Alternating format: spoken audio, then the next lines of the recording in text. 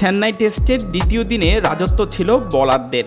একদিনেই দুই দলের পড়েছে 17 উইকেট, যেখানে নিজেদের প্রথম ইনিংসে অল আউট হয়েছে বাংলাদেশ, আর দুই ইনিংস মিলে 7 উইকেট হারিয়েছে স্বাগতিক ভারত।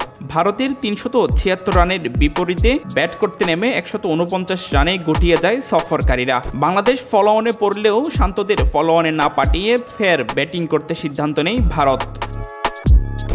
দ্বিতীয় ইনিংসে ব্যাট করতে নেমে 3 উইকেটে 81 রান নিয়ে দিন শেষ করেছে ভারত। স্বাগতিকরা এখন 308 রানে এগিয়ে। দিন শেষে শুভমান গিল 33 এবং ঋষভ পান্ত 12 রান অপরাজিত রয়েছেন। দিনের শুরুতে দাপট দেখিয়েছে টাইগার বোলাররা।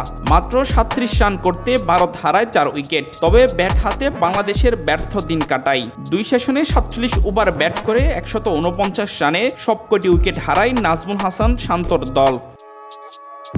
অল্পতে 5 উইকেট হারানোর পর দলের হাল ধরেন সাকিব লিটন, তবে সে জুটি বেশিক্ষণ স্থায়ী হয়নি। দলের হয়ে সর্বোচ্চ 32 রান করেন সাকিব। ভারতের দ্বিতীয় ইনিংসে রোহিত, বিরাট আর শুভমান গিলের উইকেট তুলে নিয়েও স্বস্তিতে নেই বাংলাদেশ। চেন্নাই টেস্টের বাংলাদেশকে বিপর্যয়ের মুখে ফেলে দিয়ে ভারত এগিয়ে রয়েছে। তৃতীয় দিনে বাংলাদেশের ভাগ্য কি আছে সেটাই দেখার বিষয়।